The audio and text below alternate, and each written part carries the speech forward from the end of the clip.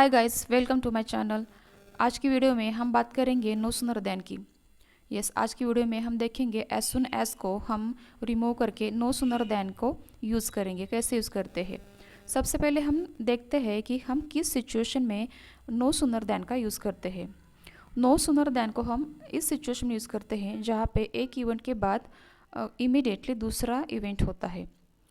हम रिप्लेस करते समय एज सुन एज को हटाकर नो सूनर को रिप्लेस करते हैं। कहाँ पे करेंगे? जो फर्स्ट सेंटेंस होगा उसके शुरुआत में नो सूनर को रिप्लेस करेंगे और देन को हम जो सेकंड सेंटेंस होगा उसके शुरुआत में लिखेंगे। अगर फर्स्ट वाले सेंटेंस में पास्ट परफेक्ट टेंस है तो एज इट इज़ वहाँ पे हम पास्ट परफेक्ट टेंस लिखेंगे। पास्ट सिंपल टेंस है तो वहाँ पे हम इंटरोगेटिव सेंटेंस बनाएंगे और सेकंड सेंटेंस में हम पास्ट सिंपल टेंस रख देंगे। ओके, तो इसका फार्मूला क्या है देखो। नो सूनर फर्स्ट लिखेंगे नो सूनर, उसके बाद होगा हेल्पिंग वर्ब, उसके बाद सब्जेक्ट होगा, उसके बाद वर्ब होगा, उसके बाद देन और उसके बाद जो सेकंड सेंटेंस है और जो सेकंड क्लॉज है वो हम लिखेंगे। इसके एग्जाम्पल्स देखते हैं। एग्जाम्पल देखने के बाद आपको ये समझ में आ जाएगा। फर्स्ट एग्जाम्पल है as soon as the thief ran out of the jail the guard fired at him. Okay, अब इस सेंटेंस में देखो, इस सेंटेंस में जो फर्स्ट वाला सेंटेंस है वो सिंपल पास्ट टेंस में है। ओके, और सेकंड सेंटेंस भी सिंपल पास्ट टेंस में। तो फर्स्ट सेंटेंस में जो एज सुन एज है उसे हम क्या करेंगे, हटा देंगे। उसकी जगह पर हम नो सूनर को लिखेंगे। उसके बाद वाला जो सेंटेंस है, फर्स्ट सेंटेंस है जो सिंपल पास्ट टेंस में है, तो इसलिए हम इसका इंटरोगेटिव सेंटेंस बनाएंगे। हेल्पिंग वर्ब हम यहाँ पे पास्ट टेंस है इसलिए हम डिड लिखेंगे। ओके, और उसके बाद ये सेंटेंस हम इंटरोगेटिव सेंटेंस में चेंज करेंगे।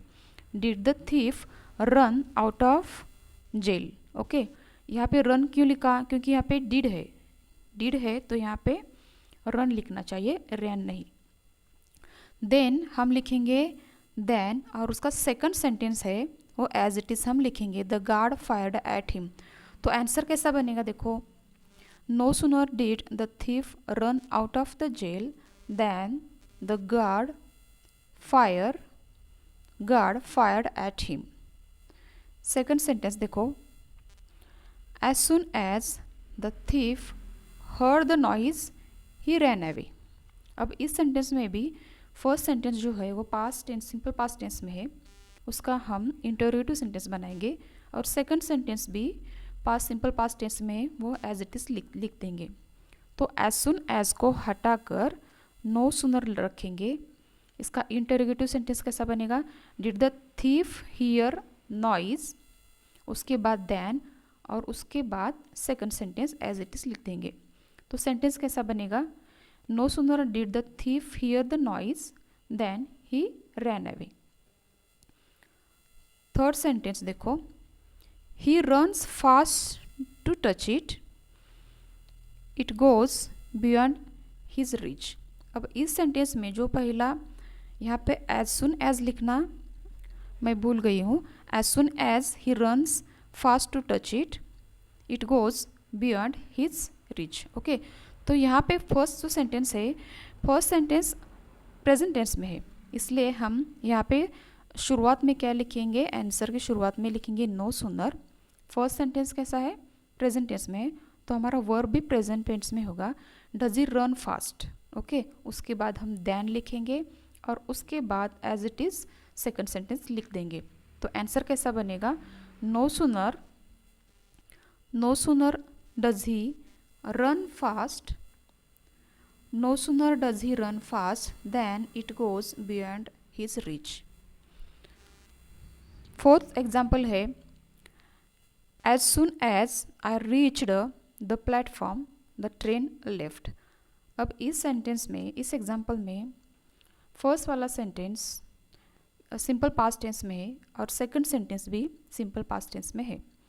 तो एज सुन एज को हम हटा देंगे, वहाँ पे लिखेंगे नो सूनर। ओके, उसके बाद हम इसका आई रीच द प्लेटफॉर्म का इंटरोगेटिव सेंटेंस बनाएंगे, did I reach the platform, okay. उसके बाद हम देन लिखेंगे और उसके बाद second sentence as it is लिख देंगे। तो आंसर कैसा बनेगा, no sooner did I reach the platform than the train left, okay. अगर पहले वाले सेंटेंस में पास्ट परफेक्ट टेंस है तो वहाँ पे हमें प्रेजेंट परफेक्ट टेंस है तो प्रेजेंट परफेक्ट टेंस ही लिखना है, और सेकंड सेंटेंस में पास्ट टेंस लिखना है। I hope you understand this video. इससे रिलेटेड ज़्यादा एग्जाम्पल मैं कल की वीडियो में लाऊंगी। So thanks for watching and don't forget to subscribe my channel.